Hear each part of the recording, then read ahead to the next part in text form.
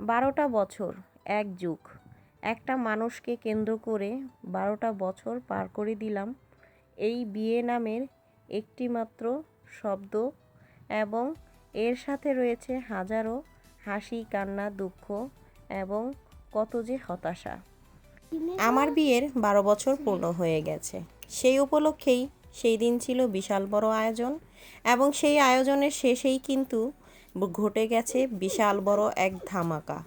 যেই ধামাকার কথা তোমাদের সাথে আসলে শেয়ার করতে পারি আবার নাও পারি, আমি শিওর না। আসসালামু আলাইকুম, আমি সুমাইয়া সুমু, ফ্রান্স ব্লগার সুমু থেকে। Welcome to my channel. আমি আবারও চলে আসলাম আমার লাইফের একটা বিশেষ একটা দিন তোমাদের সাথে শেয়ার করার জন্য। ঠিক যখন 15 তারিখ না 14 তারিখ রাত্র 12টা বাজে, তখন আমার হাজব্যান্ড নক করলো এবং আমি গেট খুলে দেখি সে ফুল নিয়ে হাজির। এই যে ফুল, খালি হাত থেকে শুরু করে এই ফুল পর্যন্ত যে জার্নি, এই জার্নিটা কিন্তু আমার জন্য সহজ ছিল না। আমার ম্যারেজ ডেতে আমি যে ফুল পেলাম, গিফট পেলাম, এই যে একটা বিশাল জার্নি, এই জার্নিটা কমপ্লিট করতে আমার কিন্তু 12 বছর সময় লাগছে। এটা কখনোই আমার জন্য, আমি বলবো যে একদম প্রতিটা ম্যারেজ ডে মেয়েদের যেরকম হয়, আমার কিন্তু কখনোই এত সুন্দর সৌভাগ্য হয় নাই। এখন আমার জন্য সব কিছু আমি মুখে বলার আগে সেই জিনিস আমার জন্য হাজির হয়ে যায়। কিন্তু এই এতটা পথ, এই পথটা কিন্তু আমার জন্য কখনোই সহজ ছিল না। একটা মানুষের মন জয় করা এবং তাকে কেন্দ্র করে প্রতিটা জিনিস, সেগুলো সব কিছু তার ইচ্ছা মতো করা এবং সব কিছু নিজের কাঁধে তুলে নেওয়া দায়িত্ব, সেই দায়িত্বর কারণেই কিন্তু আজকে আমার এই অবস্থান। আমি যখন নতুন বউ হয়ে আসছিলাম তখনও কিন্তু তার সাথে আমার এতটা মিল ছিল না, কারণ তার আর আমার হচ্ছে অ্যারেঞ্জ ম্যারেজ। আমরা হচ্ছে প্রথম থেকেই একজন আরেকজনকে চিনতাম না, জানতাম না, কোনো বিষয়ে আমাদের কোনো ধরনের কথাবার্তা ছিল না। এখনকার যেরকম অনেকেই বিয়ের আগে অনেক কথাবার্তা বলে এগিয়ে নেয় নিজেদেরকে সামনের দিকে, বাট আমরা ছিলাম একদম একজন আরেকজনের জন্য অচেনা। একদম বিয়ের পিঁড়িতে গিয়েই হচ্ছে আমাদেরকে ডিরেক্ট কথা বলতে দেওয়া, বা আমরা সেখানে গিয়েই নিজেদেরকে পরিচিত করেছি একজন আরেকজনের সাথে। তো সেইখান থেকে সেই 12 বছর তার সাথে আছি, তাকে দিয়ে আমার 4টা সন্তান আলহামদুলিল্লাহ। এবং এই সন্তানগুলো এতটাই সুন্দর, এত সুন্দর সাজানো গোছানো আমার সংসার, সব কিছু মিলিয়ে। এখন দেখো আমার হাজব্যান্ড আমার জন্য ফুল নিয়ে আসছে, অনেক রকম। আমার মনে হয় যে আমি সিনেমার মধ্যে আছি, অনেকটা আমার কাছে মনে হয় যে আমি ঘুমের ঘরে আছি, স্বপ্ন দেখতেছি, এরকম মনে হয়। কিন্তু আমার লাইফটা কখনোই এমন ছিল না। তো যাই হোক, রাত 12টার সময় সে আমার জন্য ফুল নিয়ে আসছে, এবং এই ফুলের মধ্যে আর কি একটু খাবার দিয়ে দেয় যাতে অনেক দিন ফুলটা থাকে। ওই জন্য খাবার দিয়ে ফুলগুলো সবই করেছিলাম, ঠিকঠাক করে রেখে দিচ্ছি রাত্রেবেলায়। আর বাচ্চারা সবাই ঘুমিয়ে গেছে। এখন যেহেতু রাত্রের বেলা, রাত্রে আর কি করার, তো সে মনে করে আমার জন্য গিফট নিয়ে আসছে। দেখালাম কানের দুল আর হচ্ছে এই ফুল, আর অন্যান্য আরও গিফট দিয়েছে, তোমরা শেষ পর্যন্ত দেখতে পারবা। তো মূল টপিক আমি যেটা বলতে চাচ্ছিলাম, যে মেয়ে মানুষের জীবনে আসলে উত্থান পতন, এইটার কথা অনেকে প্রকাশ করে, অনেকে করে না। কিন্তু এই যে বিয়ের দিন, ম্যারেজ ডের দিন, আমি অনেকের কাছেই শুনেছি এই স্পেশাল দিনে মানুষের সম্পর্ক ভেঙে গেছে, এরকম কিন্তু আমি দেখেছি। তো যাই হোক, সকাল সকাল কিন্তু আমি হাজব্যান্ডকে নাস্তা আজকে সুন্দর করে বানিয়ে খাওয়াবো, এরকম আমার মেন্টালিটি ছিল। তো আমি সকালে উঠেই হচ্ছে চষি সেমাই যেটাকে বলে সেটা বানিয়েছি, ফিরনি টাইপ, একদম ঘন থকথকা করে।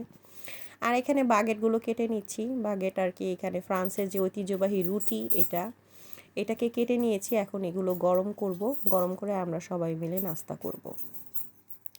তো সেই দিন এক ভাবির সাথে কথা হলো, সেদিন নাকি তার ম্যারেজ ডে ছিল, কিন্তু হাজব্যান্ড তাকে এমনই বিরক্ত করছে ম্যারেজ ডের দিন যে তারা ডিভোর্স পর্যন্ত গেছে। হ্যাঁ, এটা স্বাভাবিক, কারণ এই একটা স্পেশাল দিন, প্রতিটা মানুষ কিন্তু, আমরা কিন্তু মেয়েরা অল্পতেই খুশি হয়ে যাই, এটা হাজব্যান্ডরা বুঝে না। কখনো তারা এটা জানতে চায় না আসলে আমরা কি দিয়ে খুশি হব।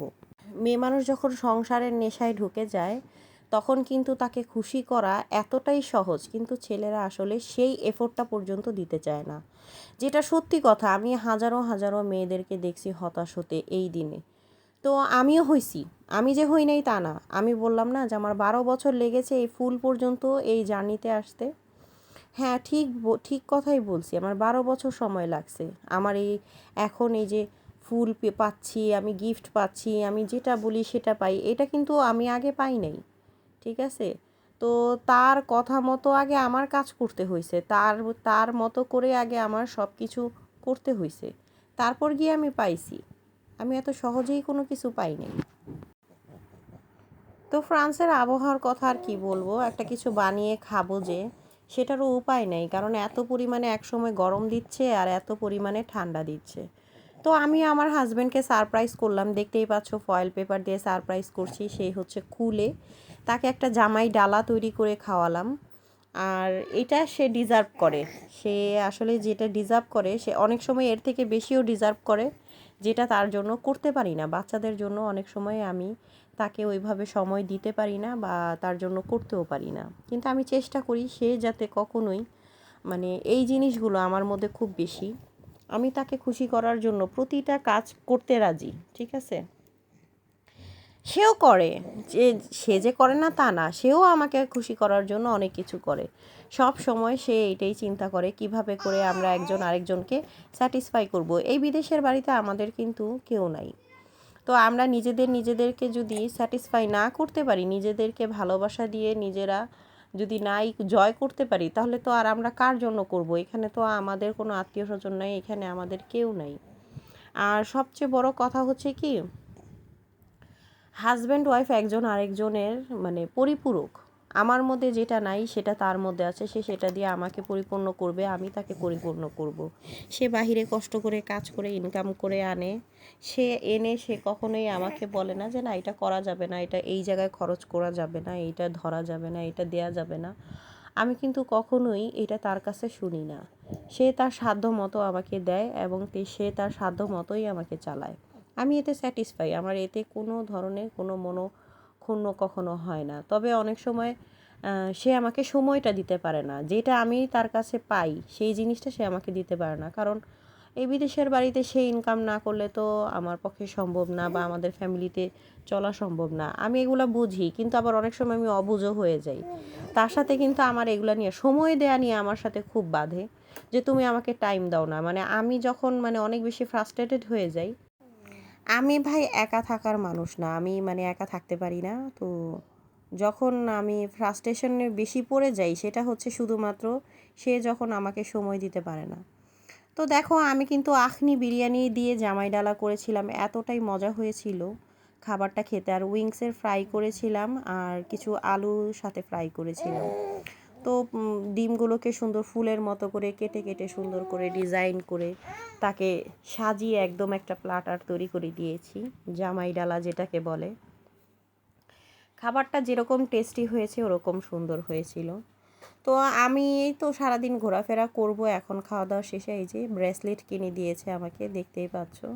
এখন আমরা বাহিরে চলে যাব। আর ওই যে হাতের যে রিংটা, অনেক দিন আগেই এরকম সেম রিং তার হাতেও আছে। দুজন একই রকম রিং কিনেছিলাম। তো এই তো এই দিয়েই হচ্ছে সেলিব্রেশন করে ফেললাম।